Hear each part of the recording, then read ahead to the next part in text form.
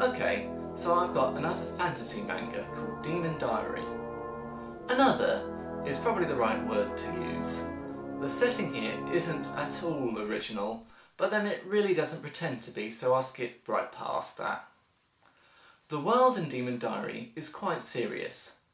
Powerful demons live in certain parts of the land who kill people in the blink of an eye. Various powerful groups and organisations share the world, each in a lasting but very tense ceasefire agreement with each other. Yet most of the main characters in the story are very silly. Their goofy and provocative actions are constantly flying in the face of the dangerous and serious setting, and yet they always get away with it. This frequently leaves the reader's sense of disbelief shattered, but if you personally can get over that, then you're going to find that Demon Diary is very funny. The main character of the series is Rainef, a naive and kind-hearted child who just happens to be a demon lord. Struggling to guide him to his destiny to rule with fear and terror is Eclipse, an old and powerful demon and the only one of the main cast who is completely competent. To make the odd match-up even more strange, they also start to develop feelings for each other.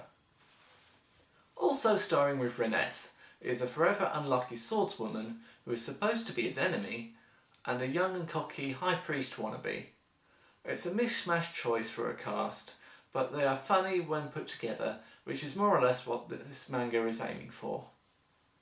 In effect, Demon Diary has two faces which it presents, one funny and one serious. Hence the series drifts between seamlessly aimless, light-hearted comedy and more plotty chapters. When it is aiming for comedy, it does very well. The characters are all quite funny and seem to have a knack of getting into humorous situations. However, the chapters that intend themselves to be serious really aren't handled that well. When the manga has its serious face on, its stories are mostly filled with text-heavy explanations and made-up science. And the way the comical cast clash with the serious storylines makes these sections painful to read.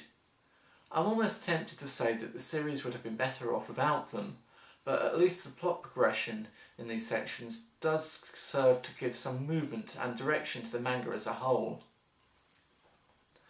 While I'm finding flaws, I must say that the series really doesn't do itself any favours with its first volume.